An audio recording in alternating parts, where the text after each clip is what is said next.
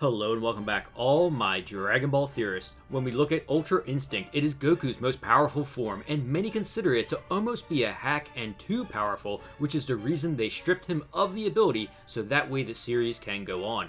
However, Goku looks to attain Ultra Instinct again in the manga, and so we seem to be going down that road once more to arrive at a point where Goku will actually be able to keep and maintain Ultra Instinct.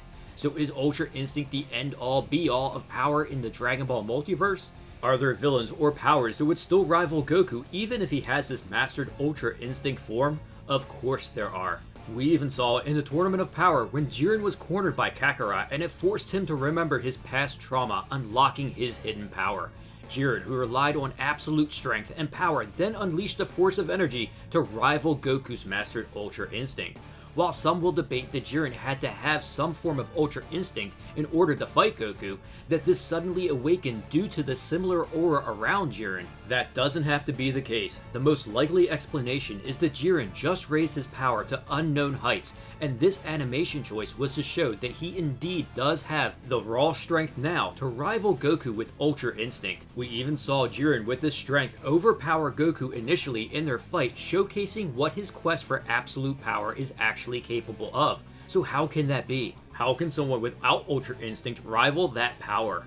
Is what we said to Goku and Vegeta early in their training talking about Ultra Instinct a lie? That you need to teach every part of your body to respond on their own, and if you can achieve that, you will be able to avoid any danger. No, it wasn't a lie, but it wasn't meant to be taken literally either, which is why we have this video, to go beyond Ultra Instinct and what that power looks like, and how even a mastered Ultra Instinct Goku still has a lot of training to do. That we will come to a point where Goku will say, is to go even further beyond! Exciting stuff, I know, as many thought mastered Ultra Instinct defeats anything, but it doesn't, and before we dive into why, I will state a simple example of how this works. Whis, being an angel, has Ultra Instinct. He is a complete master of this ability and able to move without thinking. However, he has already warned Goku when he first met the Grand Priest that he is one of the 5 strongest battle powers in the multiverse, that even his power is no match for him. The Grand Priest doesn't have some better version of Ultra Instinct that makes him stronger. That isn't how it works. All the angels have different levels of power and some are stronger than the others. However, Ultra Instinct isn't the deciding factor of their strength. They all have mastered it. This is just the beginning of their divine powers. It's the start of a journey to actually see the world beyond. Now that we got that example out of the way, as we know, Ultra Instinct isn't a transformation. However, Goku did transform into the silvered-haired version that we loved by being pushed into this power of the gods. He achieved a transformation that was able to handle this power for a period of time until it was too much for his body. Then he lost it. So ideally, you want to achieve the ability of Ultra Instinct without the use of a transformation, as we see from the angels or even Beerus in the manga, where he was utilizing Ultra Instinct as well in the fight against the other gods in the exhibition match. A great way to look at Ultra Instinct is that when you achieve that ability, it is like your limiter is being broken. A little One Punch Man terminology for anyone that follows that show, but it does apply when we look at what Whis was really telling Goku and Vegeta. They completely lack speed. You both think before you act, so your speed is being limited. As we know, speed wins most fights, and it just shows how crazy it was for Jiren to match up with mastered Ultra Instinct Goku without having access to that ability, which is the part of the equation that Goku and Vegeta must continue to train for, to raise their actual battle power. If Goku has Ultra Instinct, this limiter on his speed is actually removed, but he still can raise his power and thus continue to raise his speed. This is why even if 2 masters of Ultra Instinct fight, they won't just miss each other and avoid danger forever, making their fight a stalemate. The fighter that has the higher battle power will be faster, stronger, and defeat the other fighter despite Ultra Instinct. It's that world of the beyond that Whis was talking about with the Oracle Fish at the start of their training. It was said at least allow them to become Super Saiyan. Whis states that it would be pointless. Those two can just barely sense a god's energy. If that castle were the power level of a god's, then those two are only this much. If they don't increase their energy level before they become Super Saiyan, it will be insignificant even if they do get stronger. They won't be able to see the world beyond. This world beyond is the place that all the angels come from. It is a plane of existence that is different than the multiverse. It is a power that, as we know, can't be sensed by Goku and Vegeta. They literally aren't even strong enough to sense the angel's power, which was an early clue about Mirrors and Vegeta not being able to read his ki, despite it being obvious that Mirrors has incredible skill.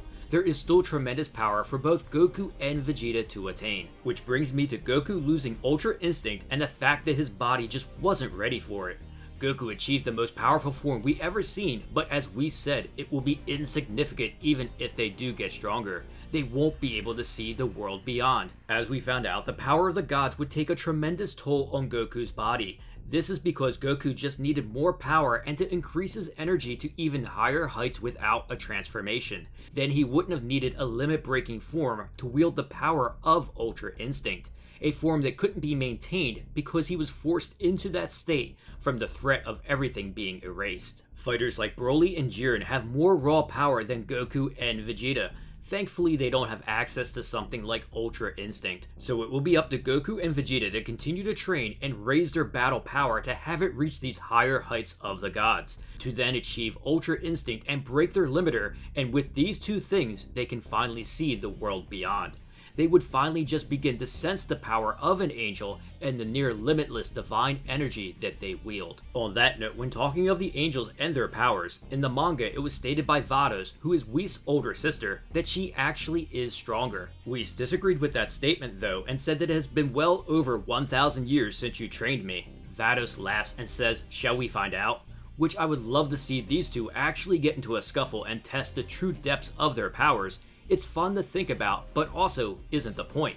The point actually is that Whis says he is stronger now, and if they are to fight, he will prove his older sister wrong about being stronger. So even Whis, who has Ultra Instinct and is an angel, continues to grow in power. There is room for growth, which now puts everything in perspective in terms of power in the Dragon Ball Multiverse. How Ultra Instinct isn't the final end-all be-all in terms of power, but just the beginning of the real journey. Which is why Whis is no match for his father, the Grand Priest. Coming up in the manga, I hope more is revealed about this great beyond and just what it means to truly be an angel, to come from this source of energy that is beyond everything else in the multiverse, a place that is even absolved from being erased by Zeno.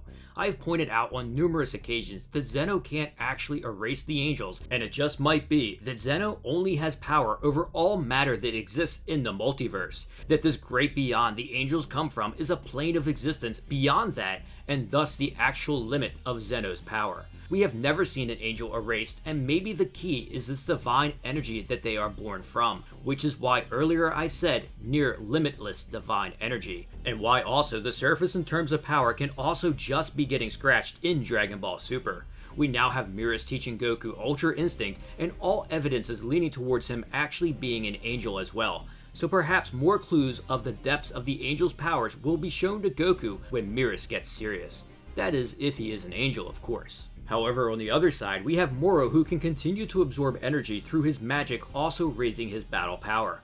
Makes you wonder if there is a limit to this as well. When looking at these new villains that can pose a threat and power beyond Ultra Instinct, we have our first example with Moro. Someone who can't be defeated by traditional means, who is ancient and very experienced in defeating all who oppose him. I did do a video talking of a story where in fact Moro wins and how he could do it. If Moro is to continue to grow in power and absorb someone with the battle potential of Broly, then go to the Kai homeworld and absorb this divine planet and all the Kais, Ultra Instinct could even prove to not be enough. So time is a factor again for our heroes. We have Goku in the time chamber trying to attain Ultra Instinct, and Vegeta on Yardrat learning spirit control to counter Moro's magic. The one thing that is certain is that there is much still to be revealed in the Dragon Ball Multiverse in terms of power. We have unexplored universes that surely will hold even more powerful fighters. We have a demon realm that hasn't been touched on since DBZ. We have the great beyond the angels come from and the Grand Priest. So whatever happens next, and even if Ultra Instinct returns for Goku,